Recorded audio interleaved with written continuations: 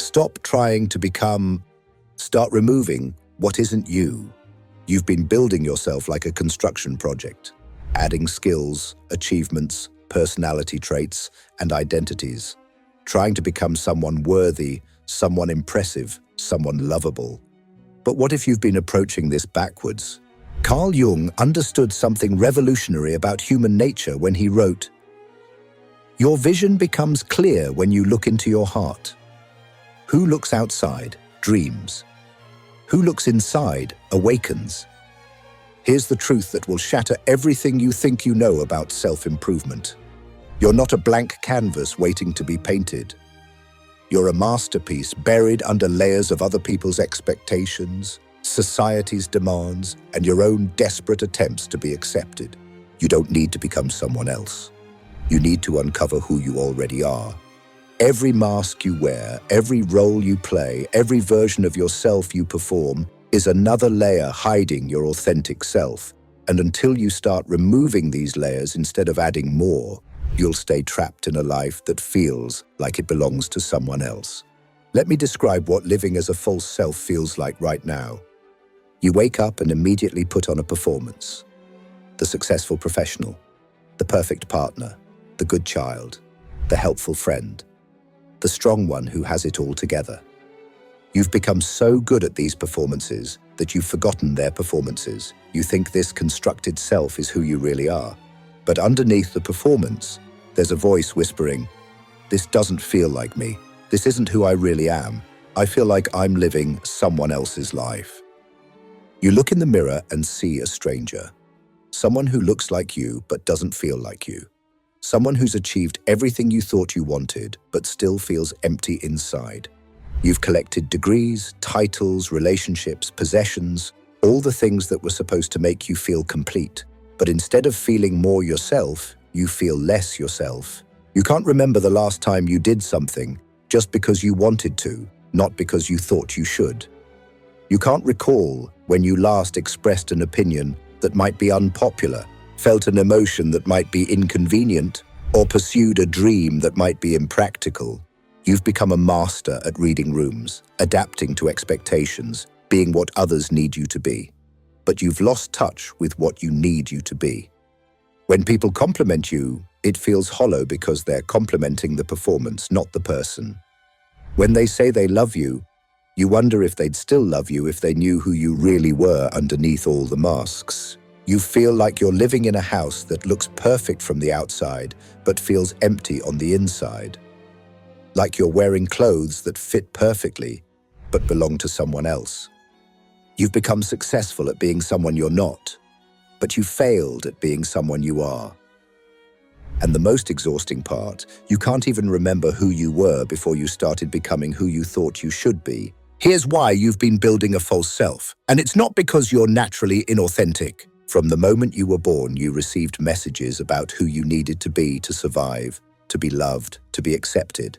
Be good, be quiet, be smart, be strong, be helpful, be perfect, be anything except exactly who you are. Your authentic self, your natural personality, your genuine emotions, your real desires, was met with correction, criticism, or indifference. So you learned to hide it and create a more acceptable version. Jung called this the persona, the mask we wear to navigate the social world. The persona isn't evil, it's necessary. We all need some level of social adaptation to function in the world. But somewhere along the way, you forgot that the persona was just a mask. You started believing it was your face. You began identifying so completely with the roles you played that you lost touch with the person playing them. The mask became so convincing that even you believed it was real.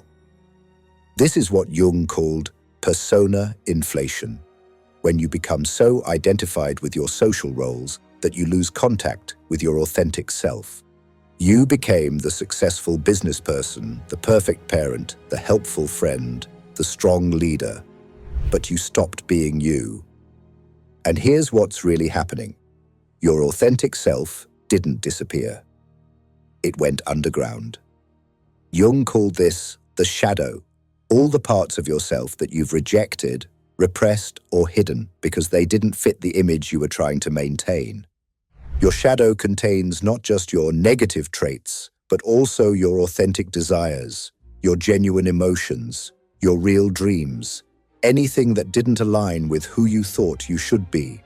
So while you've been busy constructing a false self, your real self has been waiting in the shadows, sending you signals through depression, anxiety, emptiness, and that persistent feeling that something is missing.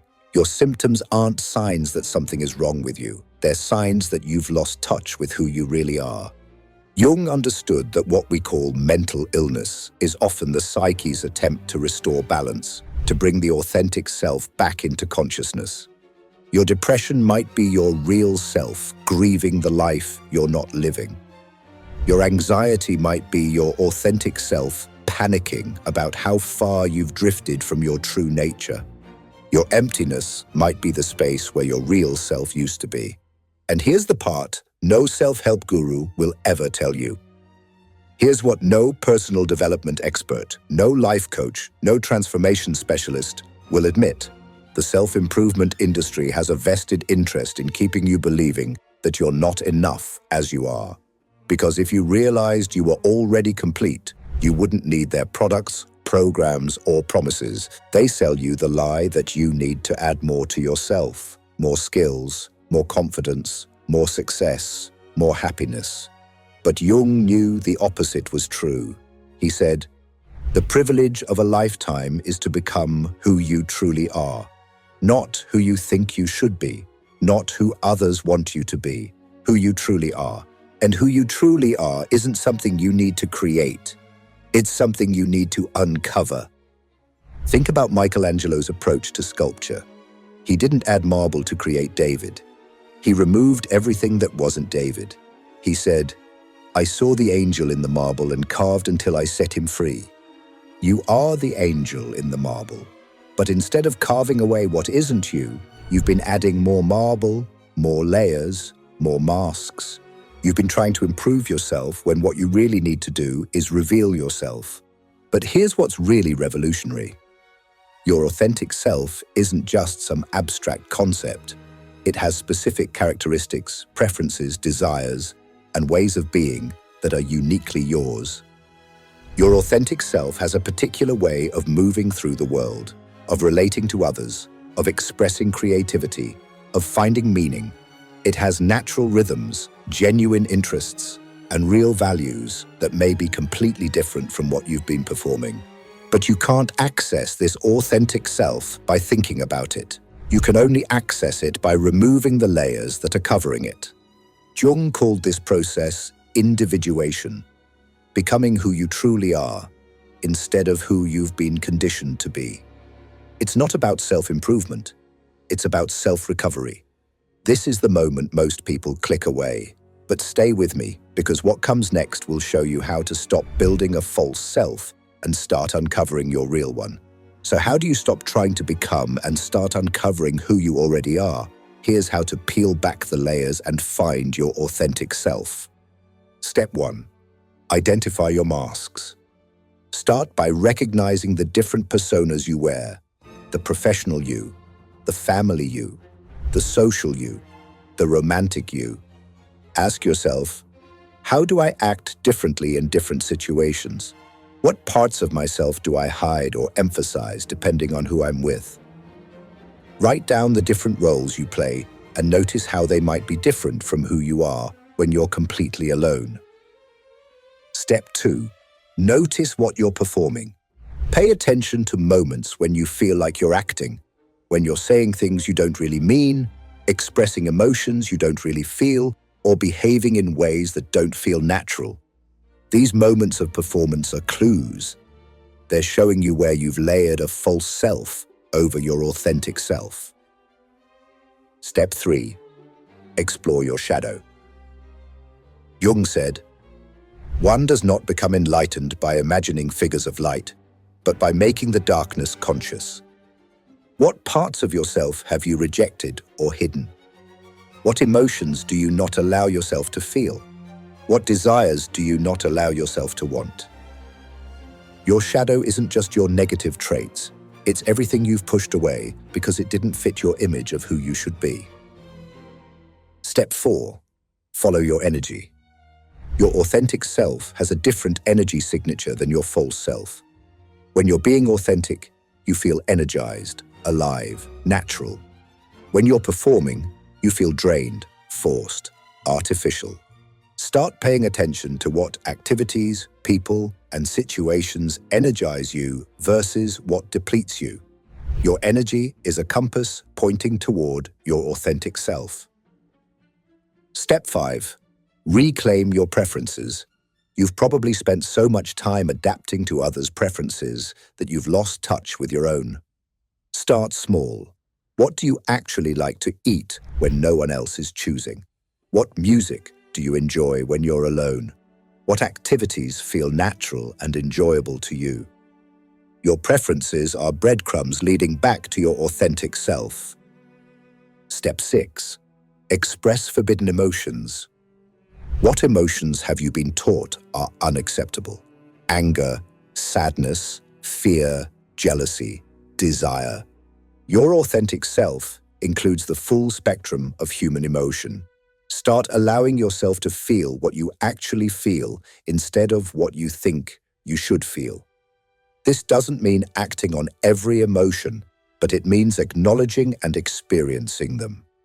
Step 7. Question your beliefs. Many of your beliefs aren't actually yours. They're inherited from family, culture, society, or peer groups. Ask yourself, what do I actually believe about life, relationships, success, happiness? Not what I've been taught to believe, but what feels true to me. Your authentic beliefs might be very different from your inherited ones. Step 8. Practice saying no. Every time you say yes when you mean no, you're betraying your authentic self. Start practicing saying no to things that don't align with who you really are. This includes saying no to opportunities that look good on paper but don't feel right in your body. Step 9. Spend time alone. You can't discover who you are when you're constantly adapting to others. Schedule regular time alone, not to be productive, but to just be. In solitude, without anyone to perform for, your authentic self has space to emerge. Step 10. Follow your curiosity. What are you naturally curious about? What draws your attention without any external pressure or expectation? Your curiosity is your authentic self, trying to guide you toward what's genuinely interesting and meaningful to you. Step 11. Notice your natural rhythms. Your authentic self has natural rhythms. Times when you're energized and times when you need rest. Ways of working that feel natural. Social needs that are genuinely yours. Stop forcing yourself into rhythms that work for others and start honoring the rhythms that work for you. Step 12. Express your truth. Start expressing your authentic thoughts, feelings, and perspectives, even when they're different from what others expect. This doesn't mean being reckless or hurtful, but it means being honest about who you are instead of performing who you think you should be. And when you master this process of uncovering, here's what transforms. Here's what happens when you stop trying to become and start uncovering who you already are. First, you'll experience profound relief. The exhaustion of constant performance will lift. You'll realize how much energy you've been spending on maintaining a false self. Second, you'll discover that your authentic self is far more interesting, capable, and lovable than any version you could construct. You'll wonder why you ever thought you needed to be someone else. Third, you'll understand that authenticity isn't selfish. It's generous. When you're being your real self, you give others permission to be their real selves too. But here's the most profound transformation. You'll stop feeling like you're living someone else's life and start feeling like you're living your own. You'll make decisions based on what feels right to you, not what looks right to others. You'll pursue goals that align with your authentic values, not goals that impress people you don't even like. You'll attract different people, People who are drawn to your authenticity rather than your performance. People who love you for who you are, not for who you pretend to be. Jung said, "The most terrifying thing is to accept oneself completely. But when you do accept yourself completely, including the parts you've been hiding, you discover that you were never broken, you were just buried. You'll realize that all the things you thought were wrong with you were actually right with you. Your sensitivity isn't a weakness, it's a gift. Your intensity isn't too much, it's exactly enough. Your differences aren't flaws, they're features." You'll understand what Jung meant when he said, "Everything that irritates us about others can lead us to an understanding of ourselves." The things that irritated you about others were often the authentic parts of yourself that you'd rejected. You'll stop trying to fit in and start standing out. Not because you're trying to be different, but because you're finally being yourself. People will notice the change. They'll say you seem more confident, more alive, more real. Some will be drawn to your authenticity. Others will be threatened by it. Let them be threatened. Their discomfort with your authenticity is information about their own inauthenticity, not a reason for you to go back to performing. You'll realize that the goal was never to become perfect. It was to become whole. And wholeness includes everything: your light and your shadow, your strengths and your struggles, your gifts and your wounds. Jung called this the transcendent function, the ability to hold opposites in tension without being torn apart by them. You can be strong and vulnerable, confident and uncertain, successful and still growing. You'll understand that individuation isn't a destination. It's a lifelong process of becoming more and more yourself. Each layer you remove reveals another layer underneath. Each mask you drop reveals more of your true face. You'll look back at all the years you spent trying to become someone else and feel compassion for the person who thought they weren't enough as they were. And then you'll feel gratitude, because every false self you tried on taught you something about who you're not, which helped you discover who you are. If this message resonated with you, if you're tired of performing and ready to start being, if you're ready to stop building a false self and start uncovering your real one, then it's time to make a choice. You can keep adding layers, keep performing roles, keep trying to become someone you think you should be. Or you can start the sacred work of removal, start peeling back the masks, questioning the performances, and uncovering the person who's been waiting underneath all along. You're not who you think you are. You're not who others want you to be. You're not who you've been performing as. You're who you uncover when you stop trying to become and start removing what isn't you. Subscribe if you're ready to self-decode. Because the person you've been looking for isn't out there. They're not in the next achievement, the next relationship, the next version of yourself you're trying to build. They're already here. They're already you. They're just waiting to be uncovered. Stop trying to become.